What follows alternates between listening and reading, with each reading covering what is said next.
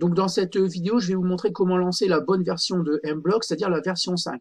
Donc c'est la version que vous avez ici à l'écran, donc elle a un petit peu évolué par rapport à la version 3 qu'on utilisait jusqu'à maintenant au collège.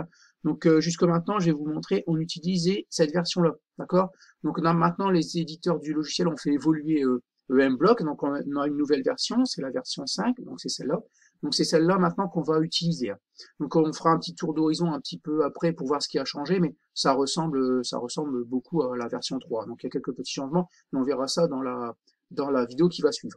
Donc le problème que vous allez avoir au collège, c'est que quand vous allez taper ici, vous allez cliquer ici sur la petite loupe en bas à gauche pour rechercher mBlock. Ici, vous allez taper mBlock.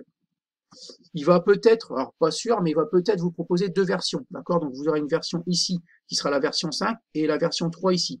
Donc pour les reconnaître, en fait, donc moi je veux que vous lanciez la version 5. Pour reconnaître la bonne version, en fait, il faut regarder le logo qui est ici et ici, d'accord? Donc je vous les ai un petit peu agrandis ici pour vous montrer. Donc on en est là, voilà. Donc ici, si vous voyez un panda qui est horizontal, en fait, pas penché, en fait, c'est la version 3, d'accord? Et si vous voyez un panda qui est légèrement penché et qui vous fait coucou ici avec sa main, c'est la version 5, d'accord? Donc il faut bien regarder en fait les logos.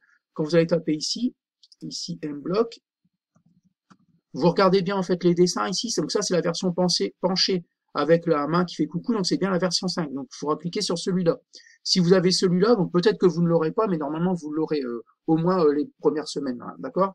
Donc ici, il faut bien cliquer sur celle-là. Donc d'accord. Donc si vous cliquez sur celle-là, donc c'est pas très grave, hein, tout simplement vous allez arriver sur la version qu'on utilisait avant. Ici c'est celle-là, d'accord? Donc moi je veux pas ça, donc on les reconnaît ici. Hein. Donc c'est marqué ici en haut, ici V3, 4, 11. Donc moi c'est pas celle-là. Hein. Donc moi je veux bien. Donc déjà on le reconnaît à l'interface qui a évolué. Et ici on le voit ici V535. Donc moi c'est bien celle-là que je veux que vous utilisiez. Donc si vous arrivez ici, tant mieux. Si vous arrivez là, en fait c'est que c'est pas bon. Il va tout simplement vous recliquer ici. Voilà. Vous retapez mBlock et vous choisissez la bonne version, c'est-à-dire le panda légèrement penché qui vous fait coucou de sa main. D'accord? Donc normalement vous devriez arriver, si vous avez bien écouté, vous devriez arriver ici. Donc voilà pour le lancement de mBlock version 5.